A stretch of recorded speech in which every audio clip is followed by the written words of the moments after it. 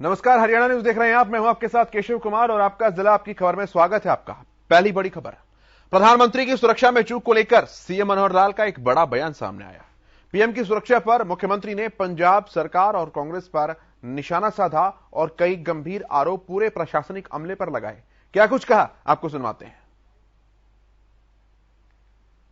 देखिए, बहुत ही एक विचित्र प्रकार की बात अब सामने आई है कि एक राष्ट्रीय स्तर के बहुत प्रतिष्ठित चैनल ने जो वीडियो जारी की है और जो स्टिंग ऑपरेशन किया है, जिसके अंदर एसएचओ स्पष्ट बता रहे हैं कि हमारे पास एकदम निर्देश आ गए थे और वो निर्देश ऐसे थे कि जो भीड़ है उसको जाने नहीं देना, रास्ते सारे जो है बंद करने हैं।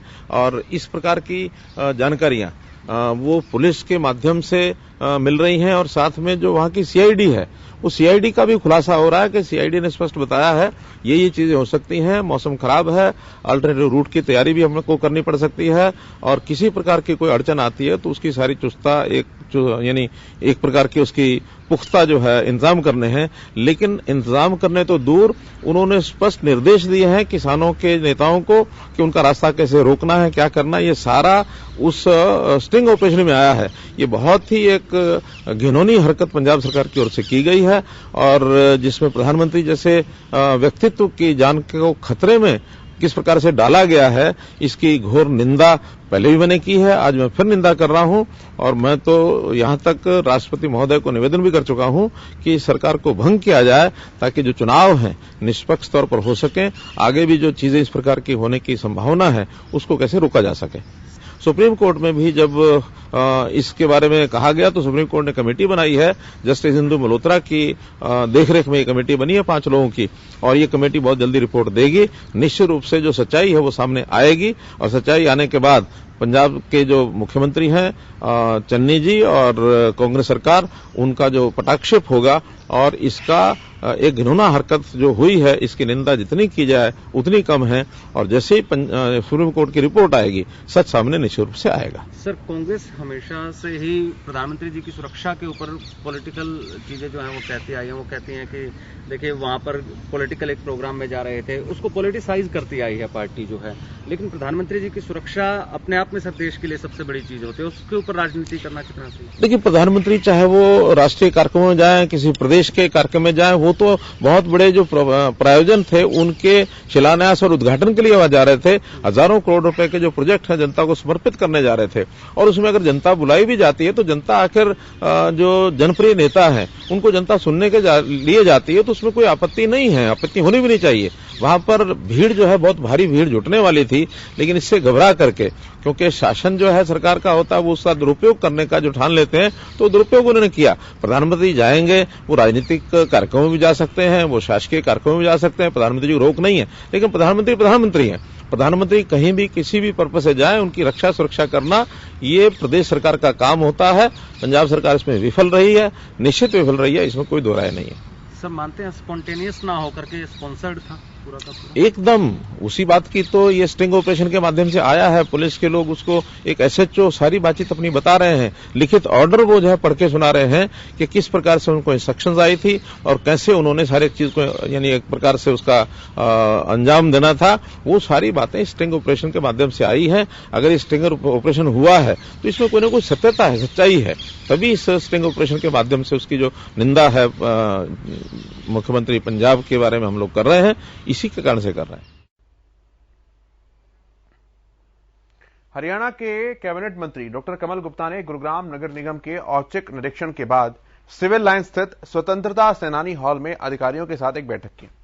यूएलबी मंत्री बनने के बाद अपने पहले गुरुग्राम दौरे पर आए मंत्री कमल गुप्ता ने प्रेस को भी संबोधित किया और कहा कि निगम में भ्रष्टाचार के मामले में जांच की जाएगी।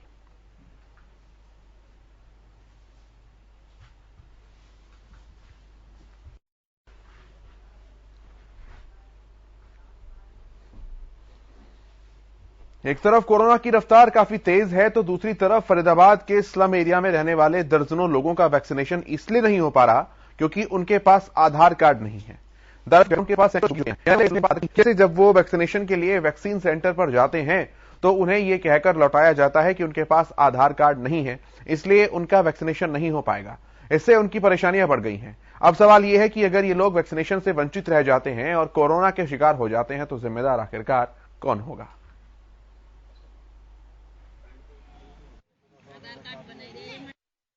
लेडीज और मेरी लड़की दोनों वैक्सीन लगवाने की थी मेडिकल, तो बोले आधार कार्ड नहीं है इसलिए उनको लगाया नहीं। मैं विभाग समाज से कहता हूँ मेरे पास आधार कार्ड है, मेरी बहन के पास है, पर मेरे घर में मम्मी के पास नहीं, नानी के पास भी नहीं है और मामा के पास भी नहीं है। जिनके पास नहीं है तो भैया जी उनकी हेल्प करी जाए, ना करोगे तो फिर ऐसे कैसे होगा? उनको वैक्सीन क्यों नहीं लग पा रही है? वैक्सीन नहीं लग पा रही है आधार कार्ड की वजह से। जिनके पास नहीं है तो उनको भी थोड़ी बहुत सुविधा दी जाए ना। दीगर सुविधा क्या नहीं लगी है? नहीं लगी भैया, आधार कार्ड नहीं है ना भैया मेरे पे। आधार कार्ड नहीं, कोई और कागज भी नहीं है? नहीं भैया, मम्मी पापा का आधार कार्ड है। मैं सोच रहा हूँ उसके जोरे से बनवा के मेरा आधार कार्ड है तो मैं इंजेक्शन जाके लगवा दूंगा। तो गए थे आप? गया था मैंने तो लगाया नहीं, तो मेरे को बोलेगा आधार कार्ड लिया।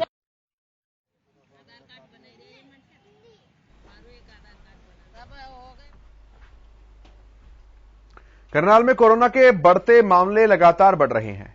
अब स्थिति यह हो चुकी है कि हर 4 मिनट 12 सेकंड में एक मरीज पॉजिटिव आने लगा है। बीते 11 दिनों में 1311 कोरोना के संक्रमित मरीज मिल चुके हैं। Civil surgeon doctor Yogesh Sharma ने बताया कि तेजी से केस बढ़ रहे हैं। उन्होंने लोगों से इस खतरे को गंभीरता से लेने की भी अपील की है। बार बार हम बता रहे हैं केसेस बहुत तेजी से बढ़ रहे हैं और आज जो सुबह हमारी जो पहली लिस्ट आई है उसमें 304 केसेस पॉजिटिव आए हैं और केस पॉजिटिविटी जो हमारा रेट है वो अब लगभग 13-14 के आसपास पहुंच रहा है। और अगर हम एक्टिव केसेस की बात करें तो कल शाम को तक हमारे पास 1221 केस जो है वो एक्टिव थे। तो मैं आप सबसे दोबारा से सभी से अपील करना चाहूंगा, रिक्वेस्ट करना चाहूंगा कि कृपया इस खतरे को और इसको पूरी गंभीरता से ले।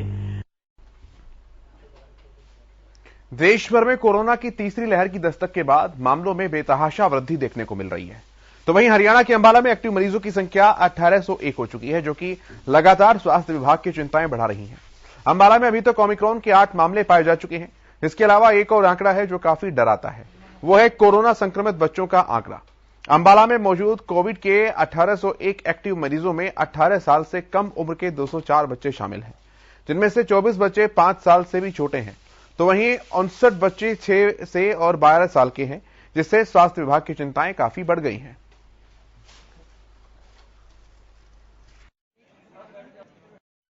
में 0 से 5 साल के 24 बच्चे हैं और 6 से 12 साल के 59 और 12 से 18 साल के 121 बच्चे हैं। तो इस तरह 204 बच्चे जो हैं 0 से लेकर 18 साल तक के पॉजिटिव पाए गए हैं और वो सभी ठीक हैं। किसी तरह की कोई मतलब उनको हॉस्पिटलाइजेशन की आवश्यकता नहीं पड़ी है, जो कि एक राहत की बात है हम सब लोगों के लिए। और इसी तरह से अगर हम बात करें जो 1800 एक्टिव मरीज हैं उनके पीछे 45 लोग जो है हमारे हॉस्पिटलाइज हैं डिफरेंट हॉस्पिटल्स में, जिसमें जो हैं 5 या 7 मरीज ऐसे भी हैं जिनको सिर्फ क्योंकि जो कैदी हैं जिनको सिर्फ सिविल हॉस्पिटल में रखा जाता है सिक्योरिटी के साथ में, पर उनको हॉस्पिटलाइजेशन की आवश्यकता नहीं। तो हम कह सकते हैं कि 40 के करीब जो मरीज हैं जिनको हॉस्पिटलाइजेशन की आवश्यकता पड़ रही है।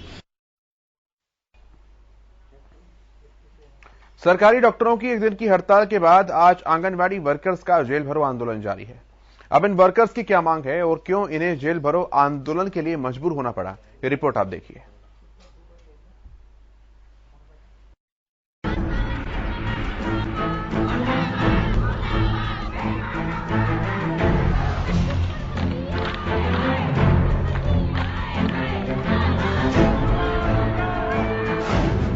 आंगनबाड़ी वर्करों का जेल भरो आंदोलन। सभी जिला मुख्यालयों पर चलाया जा रहा आंदोलन 8 दिसंबर से आंगनबाड़ी वर्करों की जारी है हड़ताल। आंगनबाड़ी वर्करों को सर्व कर्मचारी संघ का समर्थन। सरकारी डॉक्टरों की एक दिन की हड़ताल के बाद आज आंगनबाड़ी वर्कर्स का जेल भरो आंदोलन जारी है। इस हल्लाबोल में आंगनबाड़ी वर्करों को सर्व कर्मचारी संघ का समर्थन भी मिला है। आंगनबाड़ी वर्कर्स का कहना है कि 8 दिसंबर से वो हड़ताल पर हैं, लेकिन कोई सुनवाई नहीं हो रही। इनकी मांग है कि आंगनबाड़ी वर्कर्स को कुशल मजदूर का दर्जा दिया जाए, हेल्पर को भी अकुशल मजदूर का दर्जा मिले। पीएम ने 2018 में वेतन बढ़ाने की घोषणा की थी। पीएम ने आंगनबाड़ी वर्कर्स को 1500 रुपए देने की घोषणा की थी। पीएम ने हेल्पर का वेतन भी 750 रुपए से बढ़ाकर देने की घोषणा की थी। हरियाणा में अभी तक पीएम की घोषणा लागू नहीं की गई। आंगनबाड़ी वर्कर्स का कहना है कि अगर उनकी मांगे न मानी गई तो उनका आंदोलन ऐसे ही जारी रहेगा। Bureau report, Haryana news.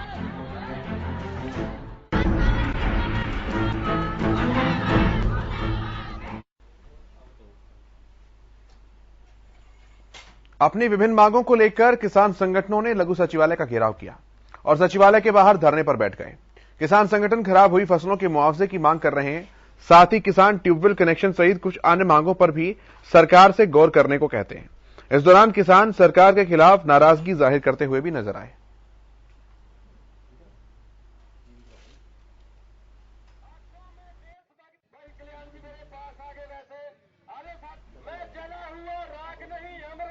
इतना से बहुत धन्यवाद। आंखों में देशभक्त भाई कल्याण जी मेरे पास आगे वैसे आगे साथ मैं जला हुआ राख नहीं अमरदीप हूँ। थोड़ा जोश। कैथल जिले के पिहोवा चौक पर छात्रों ने धरना प्रदर्शन कर मुख्यमंत्री के नाम डीसी को ज्ञापन सौंपा। दरअसल यह प्रदर्शन शिक्षण संस्थानों को खोलने को लेकर हुआ। आपको बताएं कि प्रदर्शनकारी छात्रों का यह कहना है कि स्कूल कॉलेज न खोलने से शिक्षा का स्तर लगातार गिरता जा रहा है। साथ ही उन्होंने सरकार से कोविड नियमों के साथ शिक्षण स्थान खोलने की भी मांग की है।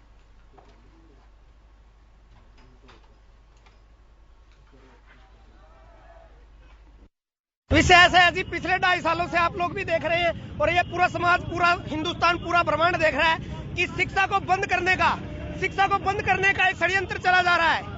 एक स्कीम के तहत, एक षड्यंत्र के तहत शिक्षा को डुबोने का कार्य किया जा रहा है। हर महीने ये गाइडलाइन दे दी जाती है कि शिक्षण संस्थानों को बंद कर दिया जाए। सारा बाजार खुला है, चुनाव चल रहे हैं। क्या चुनाव में कोरोना नहीं आता?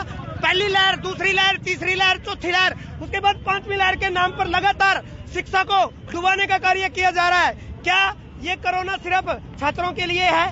क्या ये कोरोना सिर्फ शिक्षण संस्थानों के लिए है?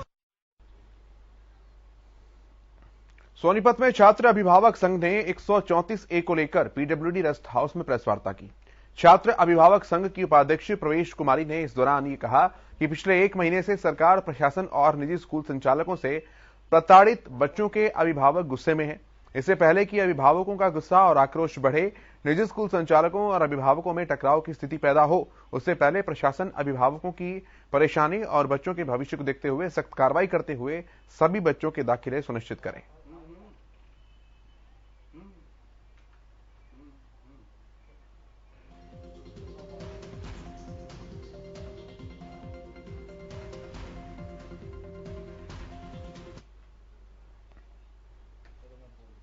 पानीपत के सिविल अस्पताल में कोरोना बम फूटा है। अस्पताल के 6 डॉक्टर कोरोना पॉजिटिव पाए गए हैं। इस खबर के बाद अस्पताल में हड़कंप मच गया। कोरोना पॉजिटिव सभी डॉक्टर्स घर पर ही आइसोलेट हो गए हैं, तो वहीं संपर्क में आए बाकी डॉक्टरों के सैंपल लिए जा रहे हैं। इस बात की जानकारी सिविल हॉस्पिटल के एसएमओ ने खुद दी है।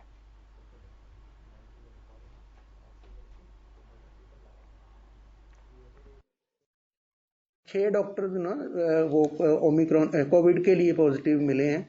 उनमें से हमारे पीएमओ सर भी पॉजिटिव है और डॉक्टर केतन पॉजिटिव है। डॉक्टर प्रदीप, ऑर्थो वाले डॉक्टर प्रदीप पॉजिटिव है। आई में डॉक्टर शालिनी मेहता जो है वो पॉजिटिव है और डिप्टी एमएस भी अमित पुरिया जी भी पॉजिटिव है।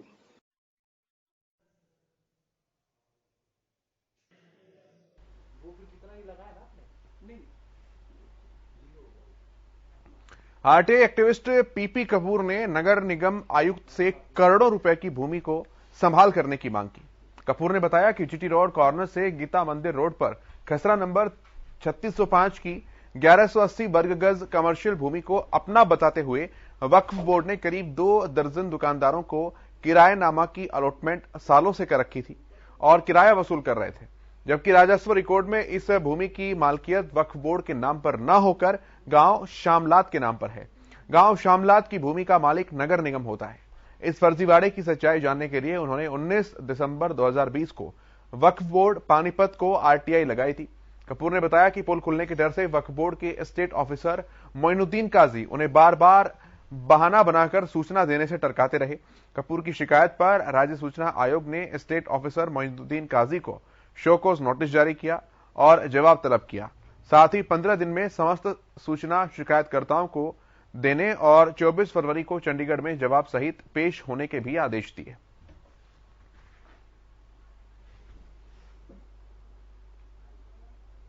वक्फ बोर्ड नगर निगम पानीपत की करोड़ों रुपए की जमीन पर कब्जा कर बैठा है। ये आरटीआई से इसका भंडाफोड़ हो चुका है। ये जमीन है खसरा नंबर 3605 की, जो कि नवल सिनेमा से पहले जीटी रोड कॉर्नर से लेकर गीता मंदिर की तरफ और रेलवे रोड की तरफ जो जमीन जाती है, वहां करीब 1200 गज जमीन है और इस पर करीब 2 दर्जन किराएदार जो हैं उनको अलॉटमेंट करके वक्फ बोर्ड ने जमीनें दे रखी हैं। जबकि रेवेन्यू रिकॉर्ड के अंदर, राजस्व रिकॉर्ड के अंदर ये जमीन गांव शामलात की जमीन है, जो कि नगर निगम पानीपत की मलकियत वेस्ट करती है। पानीपत जिले के आदर्श नगर में एक विवाहिता ने जहर खाकर आत्महत्या कर ली। मृतक महिला के परिजनों ने ससुराल पक्ष पर दहेज प्रताड़ना का आरोप लगाया। तो वहीं मामले की जानकारी मिलते ही मौके पर पहुंची पुलिस ने परिजनों की शिकायत के आधार पर 7 लोगों के खिलाफ मामला दर्ज किया है और जांच शुरू कर दी है।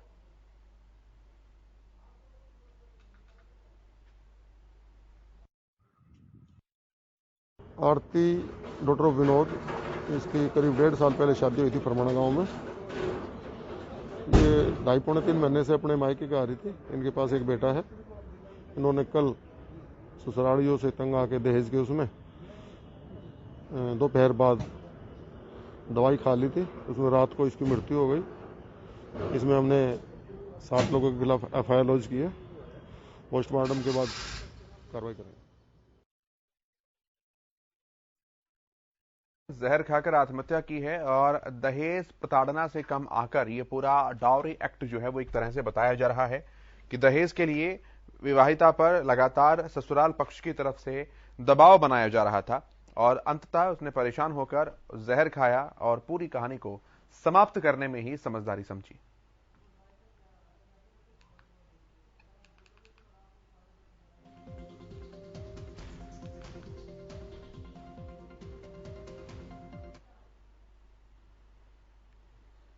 नेशनल हाईवे पर सेक्टर 6 के पास सिलेंडर से भरे कैंटर चालक ने एक कार को पीछे से जोरदार टक्कर मार दी। इस हादसे के बाद एक के बाद एक कई गाड़ियों के बीच भिड़ंत हो गई। हादसे में कार सवार एक महिला की मौत हो गई और आधा दर्जन से ज्यादा लोग घायल हो गए हैं। हादसे के बाद हाईवे पर जाम की स्थिति बन गई। इसके बाद पुलिस ने मौके पर पहुंचकर जाम को खुलवाया।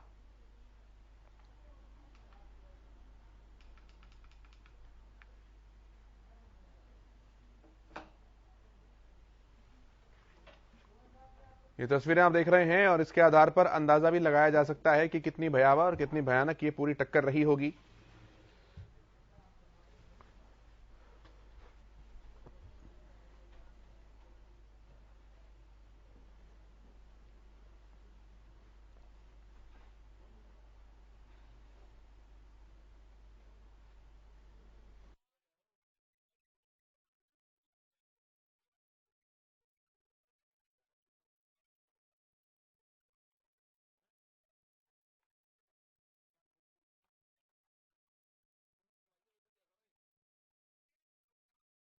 कैंटर ने कार को टक्कर मारी और उसके बाद आधा दर्जन गाड़ियां इससे टकरा गईं और टक्कर भी कोई हल्की फुल्की नहीं थी। भयानक टक्कर हुई जिसमें एक महिला की भी मौत हुई बताई जा रही है और काफी लोग इसमें घायल भी बताए जा रहे हैं। सुबह सुबह का ये हादसा है।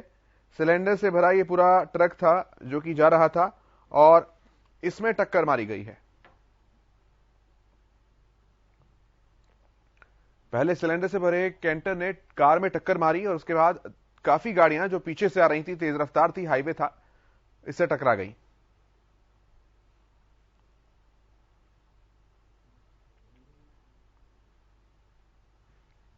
गाड़ियां बुरी तरह से क्षतिग्रस्त हुई हैं।